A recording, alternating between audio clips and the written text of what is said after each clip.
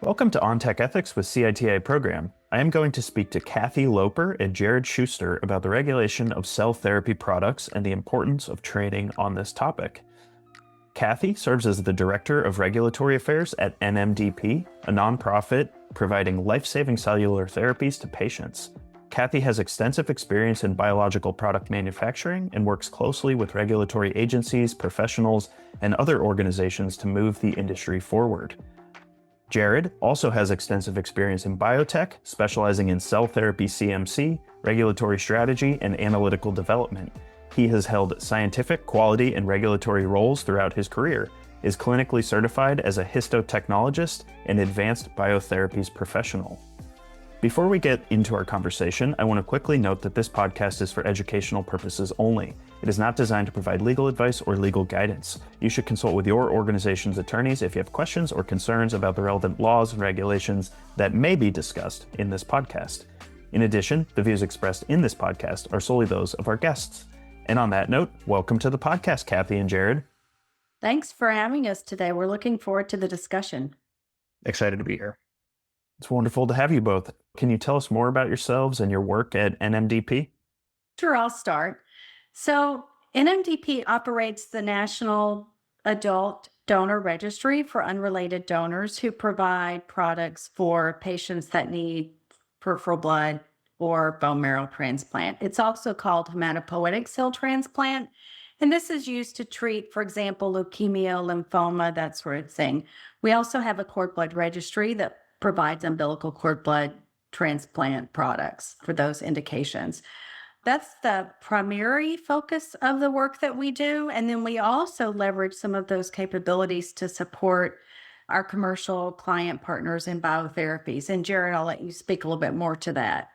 Sure.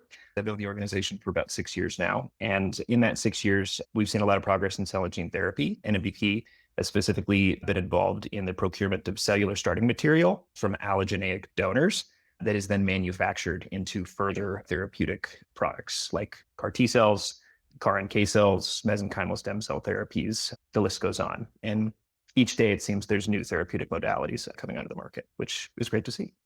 Now, I think you both just kind of alluded to the meaning, but just to make sure that our listeners are all on the same page here, know what we're talking about, can you just briefly tell me how you define cell therapies and also provide a few examples of cell therapy products?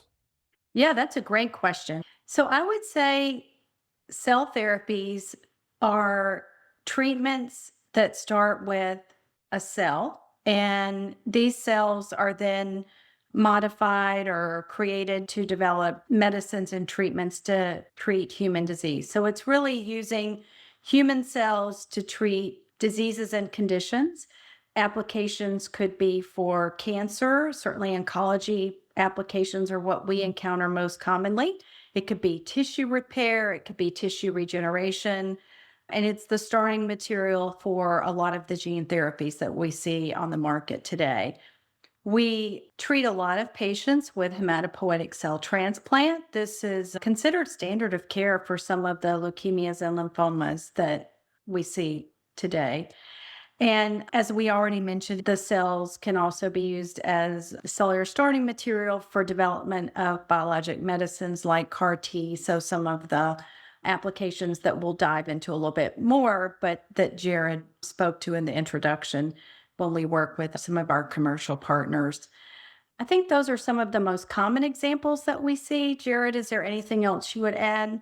In the past few years, we have seen, as I mentioned, some new therapeutic modalities. Some of the more interesting ones are related to autoimmune disease as well right now, where we're seeing a lot of progress, particularly in diseases like multiple sclerosis or other neurological conditions, Parkinson's as well.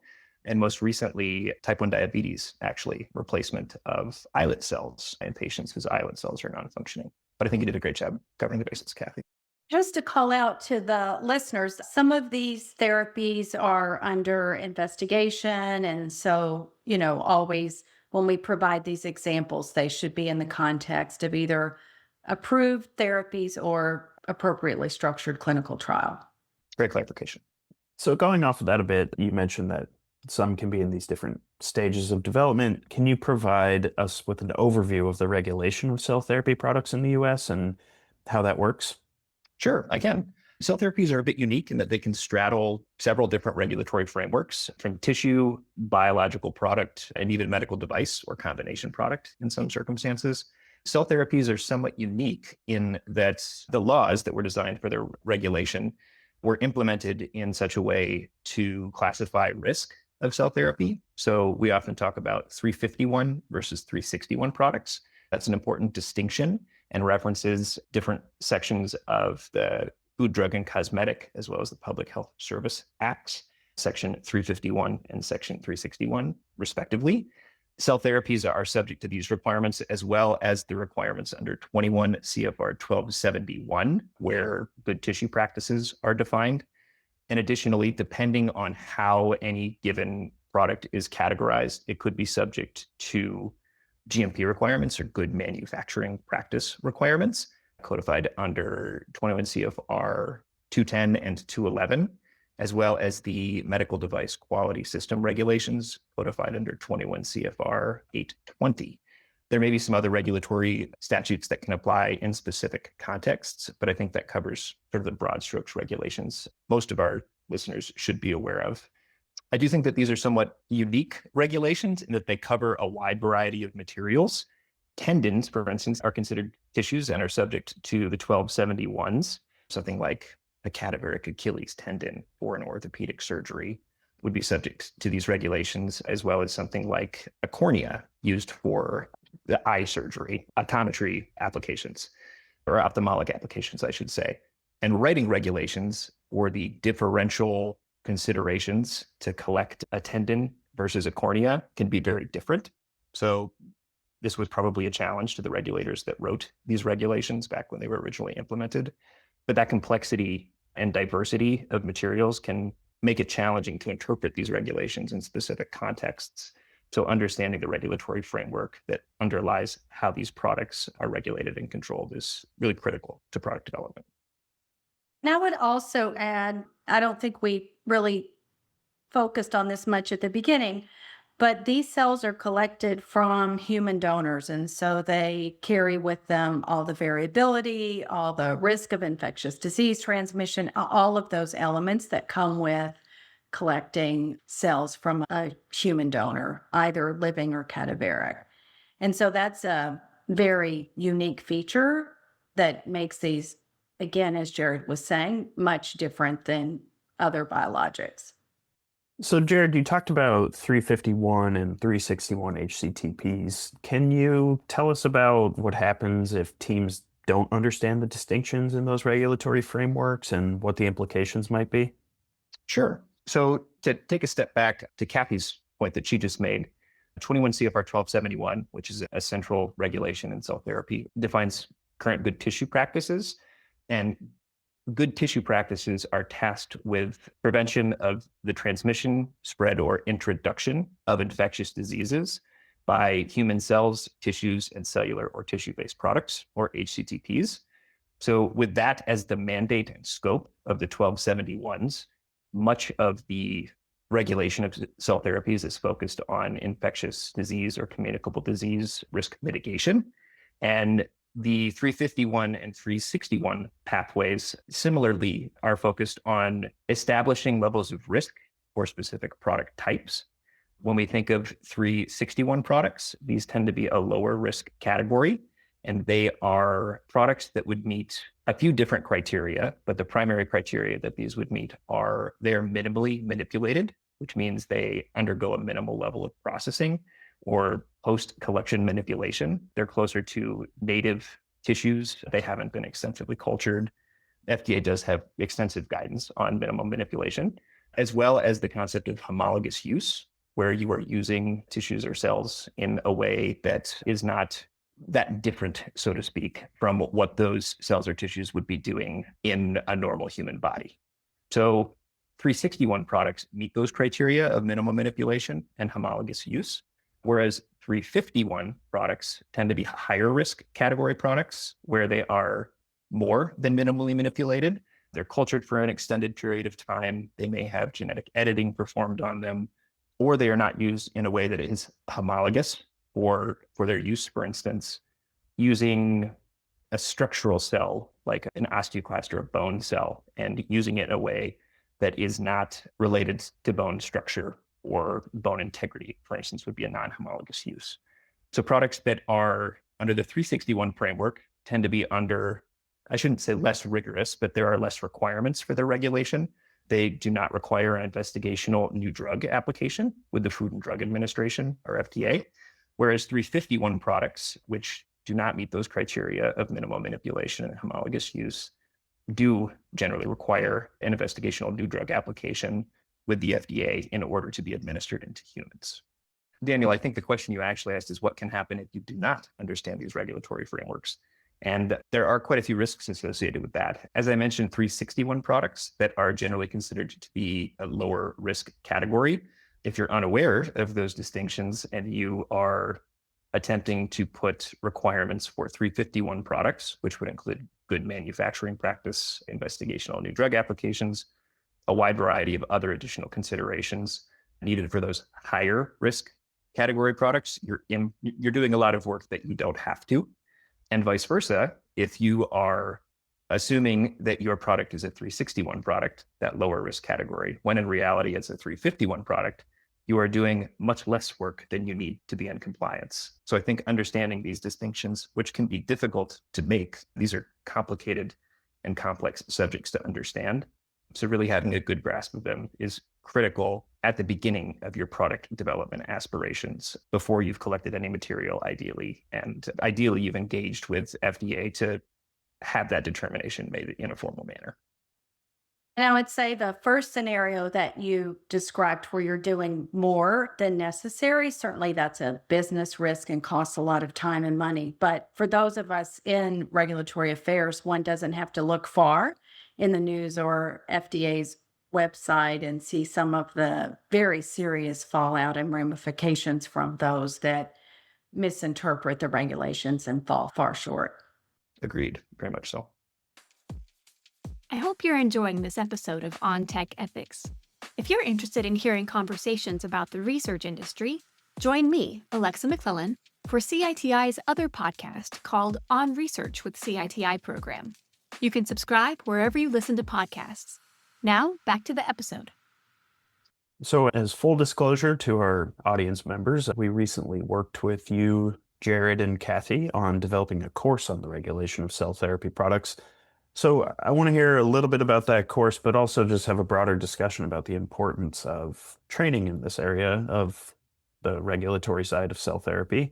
So can you start by just telling us a bit more about the regulation of cell therapy products course that you recently helped author? Yeah, sure. I'll start. And then, Jared, I'll pass it to you. I'll say it was great fun to bring together this really robust panel of esteemed experts in our industry.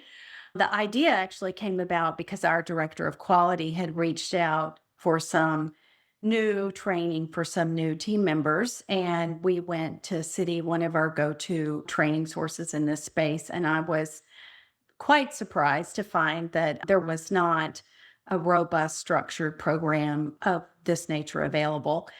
And so we put in a proposal for developing this program and put together an excellent panel of both professionals from within NMDP and then some of our partners in both academia and industry, and develop this program that I know will be really useful, not only to our own organization, but to others out there. And I would say it's an extremely unique program. As I already mentioned, it is sort of a self-contained reference that really delves deeply into the regulatory requirements for cellular therapy products. And I think in addition to providing baseline training, it also will increase participants' confidence with the regulatory framework and how they navigate some of these complex requirements.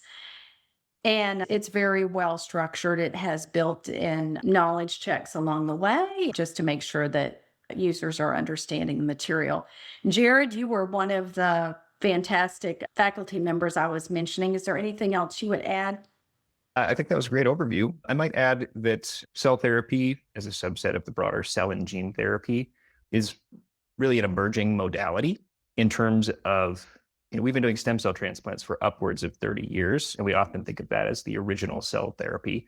But as we're seeing additional cell-based modalities, like I mentioned, CAR T or chimeric antigen receptor T cell therapy emerge, the regulatory structure and guidance publication by FDA has had to evolve with those emerging technologies, as some of the already established frameworks for things like monoclonal antibodies or therapeutic vaccines did not really fit the chemistry, manufacturing, and control requirements that cell therapy developers are facing as the pace of science progresses. So I think that a course like this is a great resource. There were maybe other resources that addressed parts of this program, but I think this is one of the more comprehensive that's been developed. And I think it's a great distillate, so to speak, of all of the considerations that you would need to have a good understanding of how these therapies are regulated.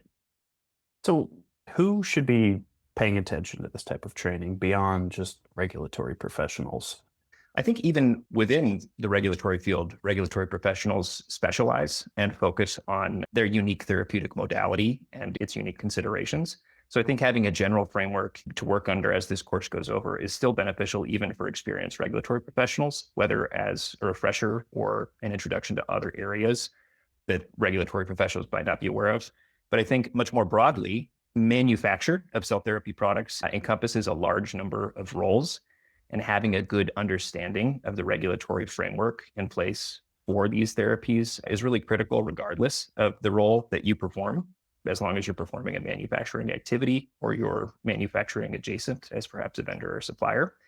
The easy answer to who else besides regulatory would be quality, and that quality and regulatory functions are very interrelated. A quality assurance team would need to ensure traceability of products from, in the case of an allogeneic donor, from donor where they're collected all the way through manufacture and into administration in a patient. They may need to be able to identify when a deviation to their procedures may be reportable to FDA or other agencies. I think manufacturing staff or engineers that are actually developing the processes for manipulation of material, manipulation of cellular material, having that understanding of the regulations that apply can help them to use quality by design processes in their development of those CMC procedures and manufacturing procedures.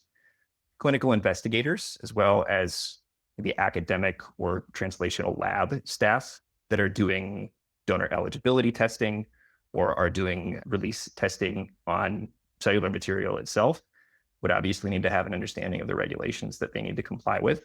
Hospital tissue collection programs, tissue banks, cell therapy labs, even external project managers and CDMO staff that are dealing with managing accounts of cell therapy sponsors. This would be a great course for them to take. So I'm sure I missed things there, Kathy. Anything I missed? No, I don't think you missed anything, but I was just reflecting, even yesterday, we had an inquiry from a clinician who was working on a protocol, and one of the donors that would fit that protocol would actually be deemed ineligible according to the 1271s. And he was not aware that donor eligibility would apply in that case to his specific protocol. So there's always a new scenario that comes up for sure. And just to bring that all into maybe a practical example, can you talk about how having that shared understanding within an organization might improve day-to-day operations? Sure. I'll give a couple of scenarios that we, experience in real life. And then Jared, you can pick up and add kind of your own flavor there.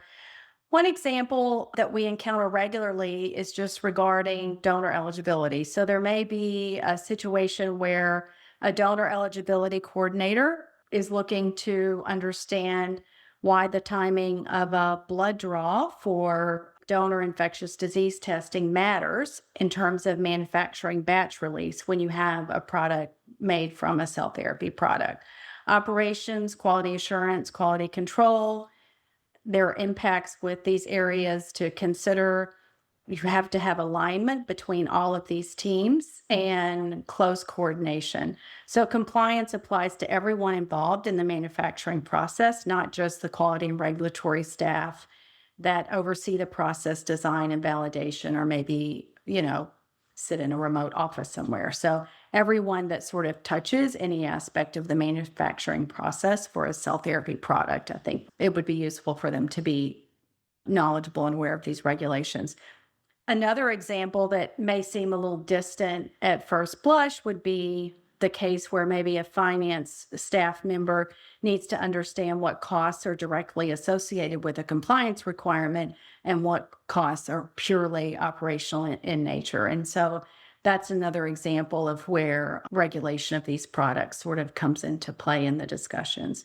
Jared, what would you add?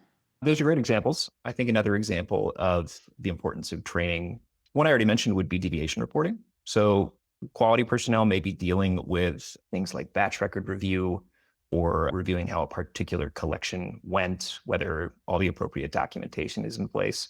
And if they were to identify an issue or a deviation associated with how a collection occurred, or release of a material that didn't meet its specifications, that can be required to be reported to FDA, sometimes in an expedited manner as well. So a quality individual being able to identify whether something meets deviation criteria and whether it would be considered a biological product deviation and would need to be reported in a short time frame. That's a 45-day period from the learn date of that event. Identifying that earlier in the process can expedite and escalate that issue to the regulatory staff that may do that reporting. So a practical example of how a good understanding of these regulations can make processes more efficient or reduce reporting timeframes.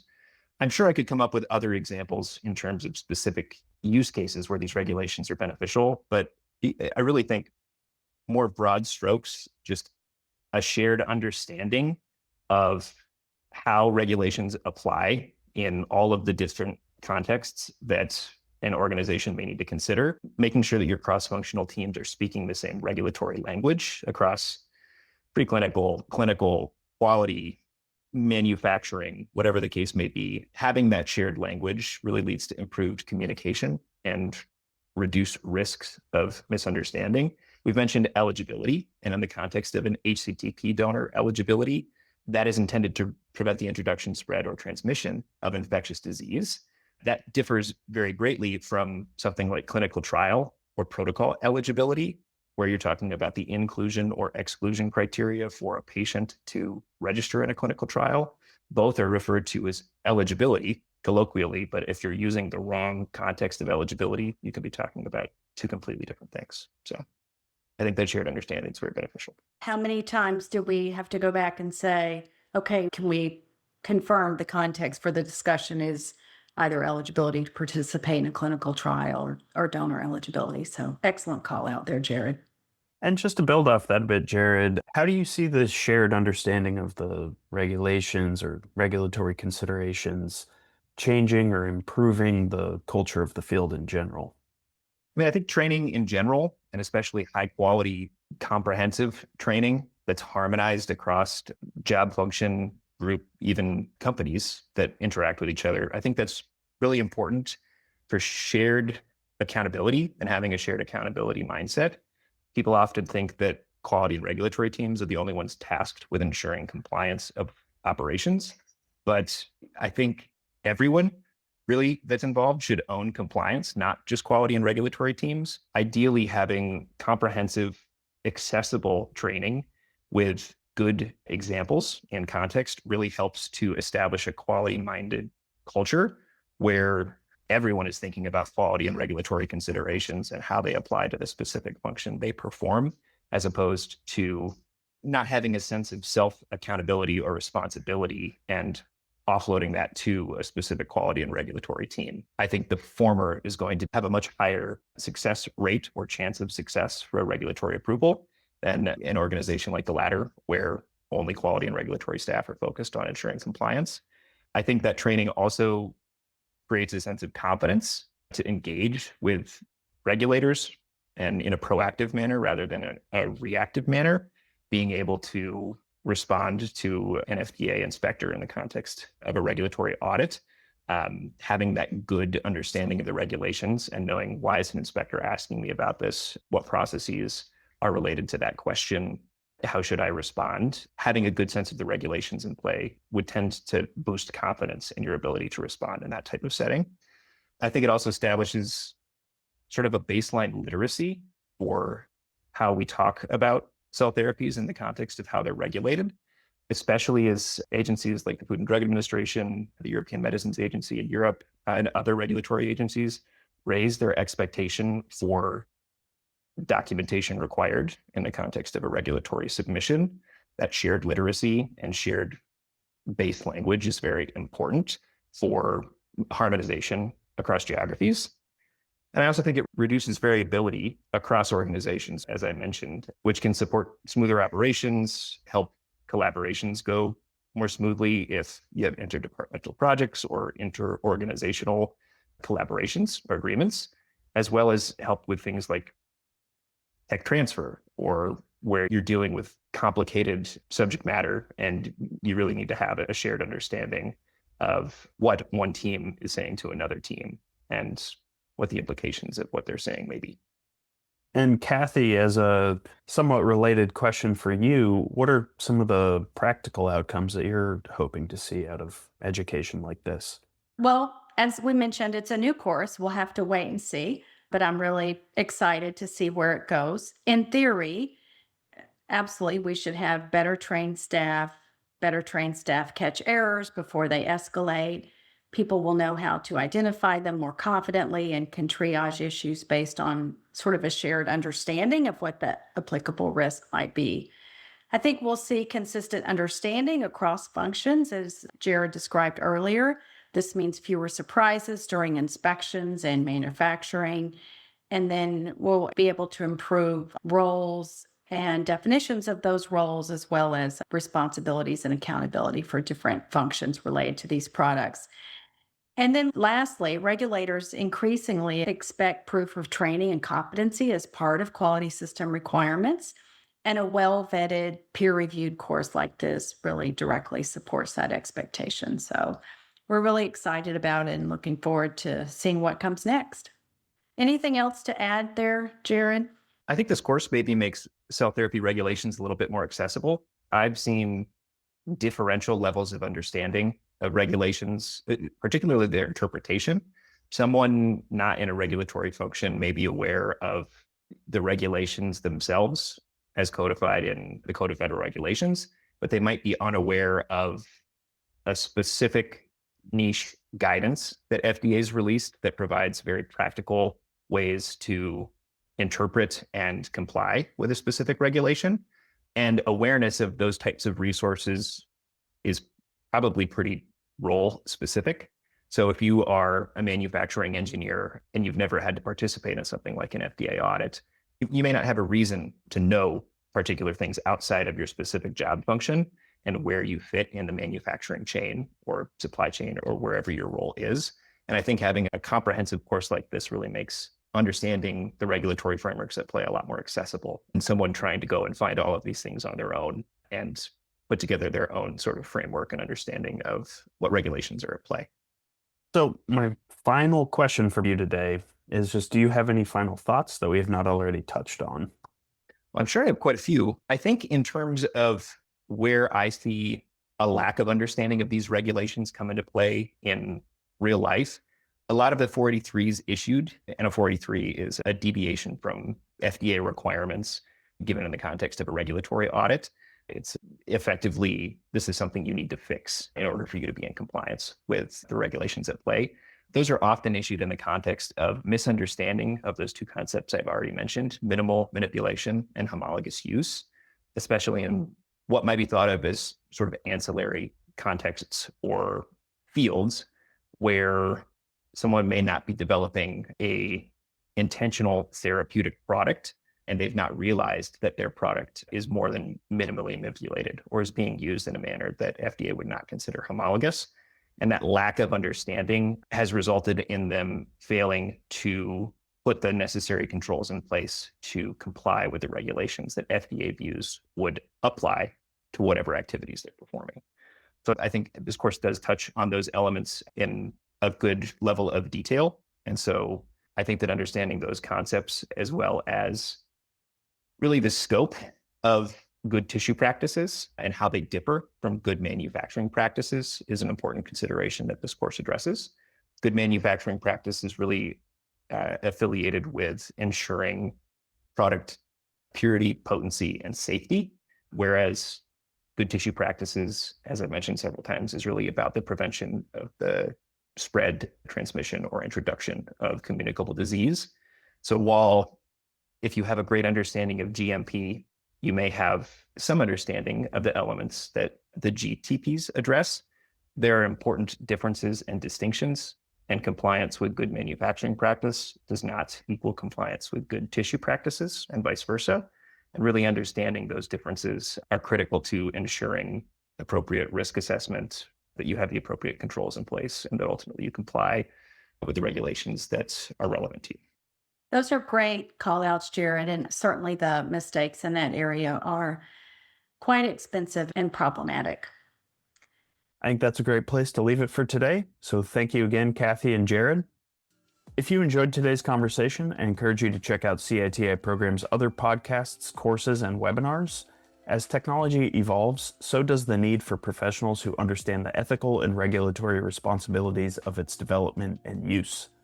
In addition to the cell therapy course we discussed today, CITA Program offers ethics and regulatory-focused self-paced courses on good clinical practice, good manufacturing practice, good laboratory practice, and more. These courses will help you enhance your skills, deepen your expertise, and lead with integrity. If you're not already affiliated with a subscribing organization, you can sign up as an independent learner. Check out the link in this episode's description to learn more. And I just want to give a last special thanks to our line producer, Evelyn Fornell, and production and distribution support provided by Raymond Longaray and Megan Stewart. And with that, I look forward to bringing you all more conversations on all things tech ethics.